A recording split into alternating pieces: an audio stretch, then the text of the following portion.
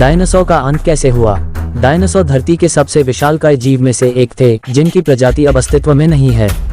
वैज्ञानिकों ने अपने अध्ययन के दौरान यह पाया है कि आज से हजारों साल पहले धरती पर इंसान अस्तित्व में नहीं थे। उस समय धरती पर डायनासोर रहा करते थे।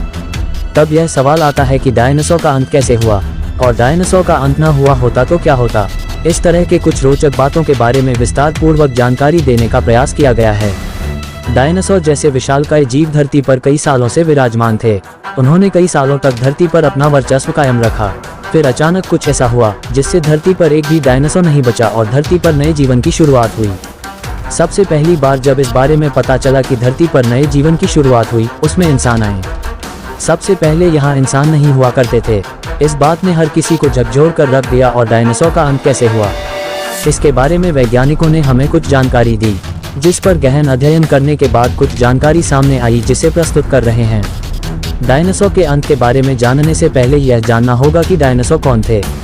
डायनासोर एक बहुत ही विशालकाय जीव हुआ करते थे। अब ऐसा कह सकते हैं कि धरती की शुरुआत के बाद किसी पहले जीव ने अगर धरती पर जन्म लिया तो उसमें डायनासोर और उस तरह के अलग अलग जानवर शामिल थे। डायनासोर को हालांकि किसी ने नहीं देखा। मिले अवशेष और कुछ रिसर्च से जो जानकारी मिलती है, उसी के आधार पर डायनासोर की एक छवि तैयार की जाती है। डायनासोर शब्द का मतलब, डायनासोर शब्द यूनान से प्रेरित होकर बना है। यूनानी भाषा में शब्द का मतलब होता है बड़ी छिपकली। अगर हम डायनासोर के वक्त की बात करें तो आज से 16 करोड़ साल पहले उनका अस्तित्व धरती पर था। आज से 6 करोड़ वर्ष पहले तक वैज्ञानिकों ने अध्ययन किया है और पाया है कि धरती पर डायनासोर के 500 विभिन्न वंश और 1000 से ज्यादा प्रजाति रहती थी।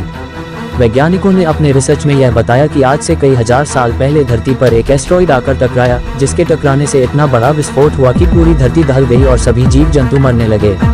वैज्ञानिकों का मानना है कि अगर यह एस्टेरॉयड धरती से 30 सेकंड पहले या 30 सेकंड बाद भी टकराता तो पूरा एस्टेरॉयड महासागर में समा जाता और डायनासोर पर कोई असर नहीं होता।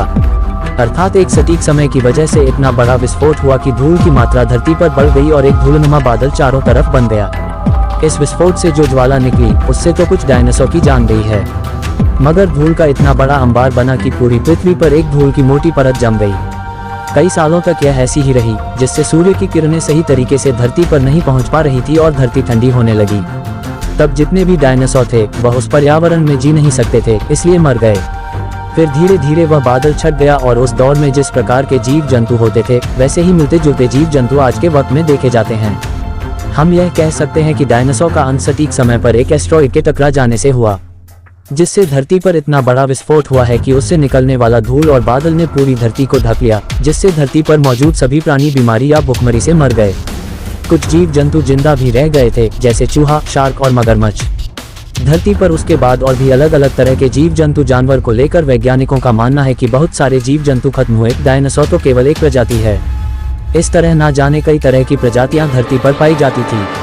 निष्कर्ष, इस लेख में डायनासोर का एंड कैसे हुआ, डायनासोर कौन थे, यह किस तरह धरती पर आए और डायनासोर कैसे मरे आदि के बारे में विस्तार से बताया है।